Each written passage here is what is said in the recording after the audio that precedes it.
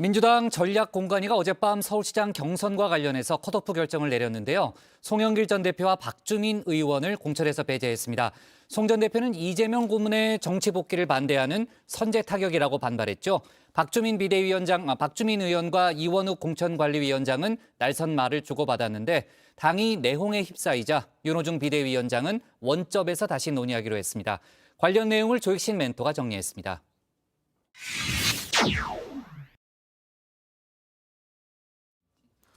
어젯밤 민주당이 발칵 뒤집혔죠. 송영길 전 대표와 박주민 의원, 전략공천위가 이 두 사람을 서울시장 공천에서 배제하겠다는 소식이 전해진 건데요. 당 비대위원들도 관련 내용을 인지하고 있지 못했던 모양입니다. 어떻게 하면은 진짜 국민들께 진정성 있게 이기는 후보를 내세울 거냐 이런 고민 때문에 물론 그런 결정을 한 것으로 보이는데 소상한 내용은 정확한 어떤 이유는 저도 들어가서 좀 확인을 해보고 좀 혹시 좀 따질 게 있는지 아니면 다만 이분은 뭔가 알고 있었던 듯 싶습니다. 예, 최종적으로 이제 오늘 내일 중에 방향을 잡게 될 텐데요. 가장 이 기준이 되는 것은 경쟁력입니다. 그리고 이제 우리 당의 서울시장 선거 승리에 가장 가까이 가 있는 그 후보를 선정하게 될 것이고요. 같은 공동 비대위원장이죠. 박지원 비대위원장은 이번 결정에 즉각 반발했는데요. 충북은 선거에 패배한 가장 큰 원인인 부동산 실패에 책임 있는 분을 공천했습니다. 그런데 서울에서는 대선 때 누구보다 헌신했지만 선거 결과에 총괄적인 책임을 지고 물러났던 전 당대표를 탈락시키겠다고 합니다. 이게 무슨 고무줄 잣대입니까? 동일한 잣대를 적용해 노영민 후보도 탈락시키든지 그것을 못하겠다면 서울에 공천 신청을 한 예비 후보가 모두 참여한 공정한 경선을 해야 합니다. 박 비대위원장은 개파 공천이란 말까지 사용을 했죠. 국민과 당원의 뜻에 따라 서울시장 공천을 바로잡겠다 공언을 했습니다. 이 개파 공천이란 비판, 전략 공천이 입장에선 억울했나 봅니다. 이원욱 위원장이 발끈하고 나섰습니다. 이 위원장은 정세균계로 통하죠. 자신의 이른바 명락대전과 관계가 없다면서 개파 공천에 굴레를 씌우는 건 모욕적이다 나를 세웠습니다. 이번 결정의 책임자로서 오직 지방선거 승리만을 기준으로 제 정치적 양심과 의원직, 정치 생명을 건다는 각오로 임했습니다. 계파적 결정이 아닌 것을 계파 공천이라고 하는 것은 오히려 계파적 시각에서 이 사안을 바라보고 있는 것이 아닐런지 묻고 싶습니다. 이 위원장은 이번 컷오프 결정이 박 비대위원장의 뜻에 따라 개혁 공천을 한 것뿐이란 입장인데요. 아마 이 발언을 염두에 둔 듯 싶습니다. 부동산 문제로 국민을 실망시킨 분들이 예비 후보자 등록을 했습니다. 대선 패배 책임을 지겠다고 물러난 전 당대표께서도 마찬가지로 후보자 등록을 하셨습니다. 공관위에 꼭 당부드리고 싶습니다. 당 쇄신과 지방선거 승리를 위해 제 살을 도려내는 심정으로 대선 민심을 받드는 민심 공천, 운정주의에서 탈출하는 개혁 공천을 해주시길 바랍니다. 부동산 문제와 대선 패배의 책임을 물었다는 겁니다. 특히 송 전 대표의 경우 서울은 물론 인천 선거에 미치는 악영향도 종합적으로 살폈다고 밝혔는데요. 현재 인천시장 판세 박남춘 현 시장이 유정복 전 시장에게 밀리고 있는 상황입니다. 박 비대위원장은 노영민 전 대통령 비서실장의 충북지사 단수 공천도 문제 삼았죠. 이건 번지수가 틀렸다고 지적을 했는데요. 전략공천위가 아니라 공천관리위에 물어야 할 사항이다 반박을 했습니다. 전략공천위와 공관위 엄연히 다른 조직이죠. 노 전 실장에게 면죄부를 준 건 공관위였습니다. 당시에 반포 아파트는 아들이 살고 있었고 청주 아파트는 비어있던 곳인데 그래서 청주 아파트 사람이 살고 있는 것을 처분할 수가 없으니까 비어있는 곳을 처분하겠다고 했던 것을 그 강민석 그 대변인이 잘못 알아듣고 처음에 발표를 이게 거꾸로 하는 바람에 문제가 생겨서 지금 노영민 후보는 사실상 반포 아파트까지 다 팔아가지고 지금은 무주택자가 되었습니다. 있으니까 사실관계는 충분히 금방 확인해 보실 수 있지 않습니까? 제가 설명 잘못했나요?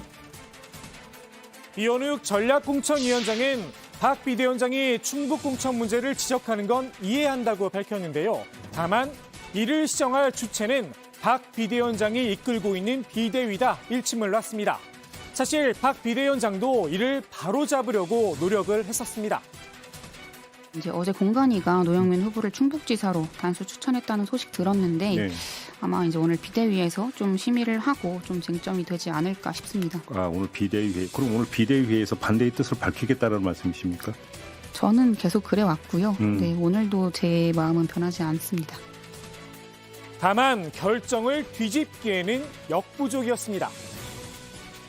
충북에 다른 후보가 있는 상태도 아니고 노 전 실장은 우리 당의 경쟁력 있는 후보입니다. 그런 의미에서 다른 비대위원들은 박 위원장이 문제를 지적하는 것은 이해하지만 공천관리위원회 결정대로 빨리 해주는 게 옳다고 해서 결정이 났습니다. 노 전 실장의 당수 공천과 송 전 대표의 컷오프, 박 비대위원장 눈엔 비상식적으로 보일 수밖에 없었겠죠. 개파 공천이란 프레임을 빼곤 이해하기 어려울 수도 있었을 듯 싶습니다. 노 전 실장의 단수 공천에 핵심 역할을 했죠. 김태년 공관위원장과 윤호중 비대위원장 둘 다 이해찬계라는 건 안 비밀입니다. 개파 공천 논란, 송 전 대표가 여기에 기름을 부었는데요. 컷오프에 반발을 하며 이재명 상임고문을 끌어들인 겁니다. 당대표가 대선에 책임을 지고 출마를 못한다는 논리는 바로 이재명 후보의 대선 패배 책임으로 연결될 수밖에 없고 네. 사실상 이재명 후보의 정치 복귀를 반대하는 선제 타격의 의미가 있다고 생각합니다. 이렇게까지 해석할 일인가 싶기도 한데요. 이른바 친명계 의원들이 송 전 대표를 지원 사격하고 나서면서 실제로 전선이 그어지는 모습입니다. 기본적인 공정과 정의마저 무시했다. 민주당의 자산을 셀프 디스한 공천이다. 일제히 날을 세웠습니다. 당이 내용계 입사의 조짐을 보이자 윤호중 비대위원장이 수습에 나섰는데요. 이번 논란의 단초를 제공했죠. 누가 컷오프 관련 내용을 유출했느냐 색출 작업에 나섰습니다. 이 서울시장 후보 공천 배제 중앙당 전략공천관리위원회로부터 직접 전달을 받으셨습니까? 전달을 받은 게 아니라 제가 한 위원이 네. 그 결정에 반발하고 사퇴서를 제출하고 저한테 알려주어서 네. 제가 이원욱 위원장에게 전화를 해서 확인을 네. 했습니다. 윤리감찰단의 전략 공천심사위원회의 결정이 유출된 경위를 조사해서 징계할 것을 요청해 직권 명령했다는 말씀 드립니다. 그래서 우리 당규는 전략공천심사위원회가 결정 사항이나 또 심사 자료에 대해서 철저한 비밀을 엄수하도록 의무를 부여하고 있고 심사 결과는 당 대표, 즉 지금은 공동 비대위원장에게만 보고하도록 되어 있습니다.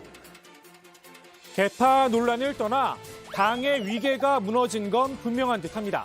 민주당 비대위는 컷오프 문제를 포함해 서울시장 공천 관련 사항을 원점에서 재검토하기로 했는데요.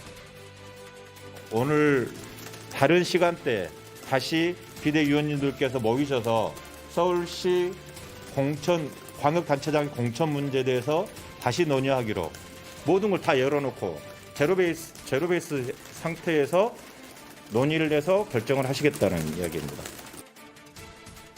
이번 사태의 근본적인 원인, 마땅한 서울시장 후보가 없다는 거죠. 컷오프와 함께 납득할 만한 서울시장 후보를 내놨다면 파장이 이렇게까지 커지진 않았을 듯 싶습니다. 설마 언론에서 흘러나오는 이분을 염두에 두고 컷오프를 결정한 건 아니겠죠. 전략공천의 명분, 이길 수 있는 후보를 찾는다였습니다. 오늘의 톡소는 한마디, 또다시 이렇게 정리할 수밖에 없을 듯합니다. 누가 이상